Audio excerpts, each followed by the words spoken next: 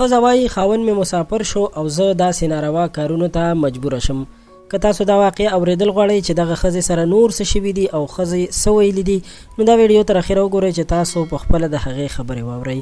دغه ښځې خپل نوم نه دی شریک کړی او یو ویب سایټ سره یې خپله واقعه او د ژوند ټول حالات شریک کړي دي. ویلي دي چې زما د واده څو کاله کېږي چې د واده نه پس مې سمدس خاوند مسافر شوی دی او زما له تر اوسه اولاد هم نشته. لویه وجه یې دا ده چې خاوند مې بهر ملک دی. کله چې زموږ واده وشو نو څو میاشتې زموږ کور او ژوند د خوشحالو ډکو، خو بیا مې خاوند د څه مجبورۍ د وجې د کور نه مسافر شو او د مسافرۍ اراده یې وکړه چې ما ویل یو کال نیم پس به واپس راشي، خو څو کاله وشول اوس هم بهر ملک دی. نو زه ډېره زیاته مجبوره شوم، نو ځکه مې د خپل لاس سره شهوت پوره کول شروع کړل او د خپل لاس سره به مې شهوت پوره کولو چې اوس ډېره پریشانه هم یم. دغه ښځه خپلو خبرو کې یو پیغام هم لري او ټولو خلکو ته وایي چې خدای ته وګورئ کله هم تاسو ودونه وکړئ نو ښځې داسې په کلونو کلونو باندې په کور کې یوازې مه پرېږدئ چې هغه مجبوره شي او داسې کارونه شروع کړي. تاسو به هم اکثر لیدلی وي چې زیاتې ښځې د دې په وجه باندې مجبوریږي چې هغوی یوازې وي. ممکن زما خبرې په ډېرو خلکو بدې لګېدلې وي، خو دا یو تریخ حقیقت دی.